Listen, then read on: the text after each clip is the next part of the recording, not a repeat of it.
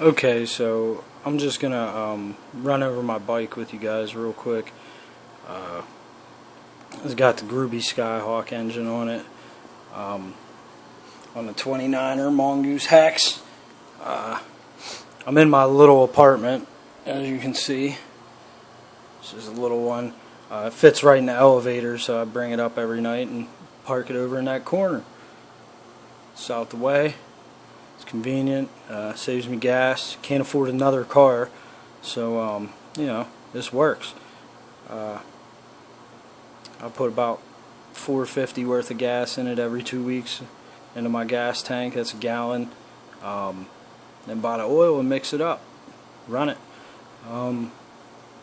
One thing I would recommend with these bikes is to definitely get the aftermarket air filter. See it there? It just makes a big difference in everything. I put a fuel filter on it, changed the gas line. The gas line that comes with them are a complete junk. I got a Goodyear one. I don't know if you can see that. I don't even know if it's a gas line. I know it's a thick rubber hose and it works. I've been running it for a while, so whatever. Cut down my CDI cord, cable, whatever,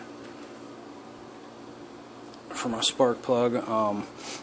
Yeah, this bike works really well. It's a single speed mountain bike. I had a beach cruiser and it just caused me a bunch of problems. It was nice as far as everything mounted up. It all mounted real easy, but it was horrible. The thing was slow. I could only pull like 27 mile an hour out of it. I'm hitting 30 on this one easy. It's not struggling to get there, and I'm 250 pounds, so I'm a big boy. The boost bottle, I just got that. I realized after it got here that I could have made this myself out of something. I could have rigged something up to do it myself, but whatever, it looks nice. I just had to use some electrical tape because the zip ties wouldn't hold it in place, so I don't know. Really nowhere else to mount it, as you can see. These 29ers, it's a tight fit, but everything mounts up real nice. So I don't know, it's a good bike. I get a little bit more power with the boost bottle, so I would recommend it. It says you're supposed to gain some top speed out of it. I don't think I gained top speed, but I did gain some power. I get to my top speed faster with a little more shit behind it. So whatever, it's fun. A bunch of trial and errors, all these things are. You just got to figure it out kind of as you go. It's nothing like what I thought it was going to be like. I got the chrome hand grips on there, chrome throttle. They're like $11, $12 on eBay or something like that. Dudes shipped them right away. I got them within a few days. Work like magic. Looks good, I think. Let me sit down here. I ran through about 4 chains. The chains that come with the kits are junk. So if you have the extra money, whenever you order your kit, I highly recommend just going ahead and getting the 415H chain. These bikes, these kits automatically need modifications. Whenever you get them, they don't make them so you can just use them. You can, but I just don't recommend it. It's if you're actually going to ride this thing, it's not worth the hassle of not putting extra money into it. Don't think that the $150, $200 you spent on the kit itself is going to be all you spend because you're out of your mind. Whenever I got the chain, I just threw it on there, I cut it down, threw it on, and it kept locking up in here. So what I had to do, I took that sprocket off with that funny looking ass tool that came in your kit, and I took it to a shop, used a grinder, and put it back on, and that's it. What I grinded was in between the teeth. This part here, in between the teeth, right there. I don't know if you can see very well. In between. and I brought the teeth to points. I didn't grind the top of the teeth down. I didn't make them thinner. The rollers are wide on these 415 chains. I have the 415H.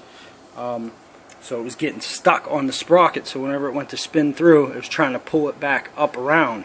It wouldn't come off the bottom. So I just grinded it down, and it's been perfect. It's great. The chain tensioners suck. Clearly, everybody knows that has one of these things. I made my own little modification because I bought a spring-loaded chain tensioner, and that's part of the reason I snapped 2 of my chains. So I just took it off and put the old one back on, and I deal with the noise and the little rumble that it has because it's a lot better than what was going on with the spring-loaded tensioner. The spring-loaded tensioner, though, it does have a nice little sprocket on it that the chain rolls across, which is cool. I'm going to end up putting that on here. I had it on here before I got this chain, and you know, it just kept coming off there. I think with the heavier chain, the wider it is, I think it'll sit way better on there, so I might go ahead and put it on. I don't know.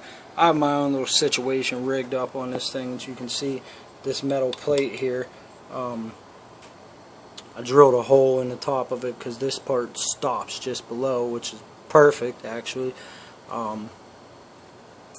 Drilled a hole so it'll stay in place, and just put it underneath this bolt, screwed it down. It bent a little bit, whatever. That's perfectly fine by me.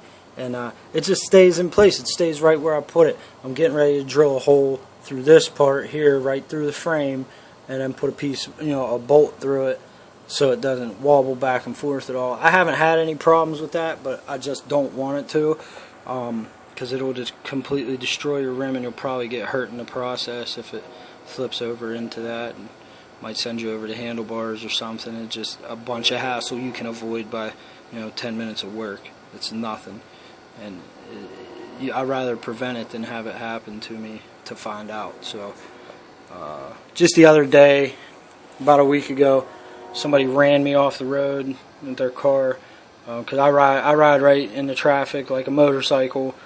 You know, that's what the cops in the town I live in recommended. I live right outside of Pittsburgh, so you know, I do all the hand signs. I have a headlight and a tail light. It's just a flashlight on there. Am I getting it for you? Yeah, there it is. And then I got my tail light mounted in the back of my rack. You can see. I just push in the front of it, turns on. That's it. So that's pretty cool. I don't know.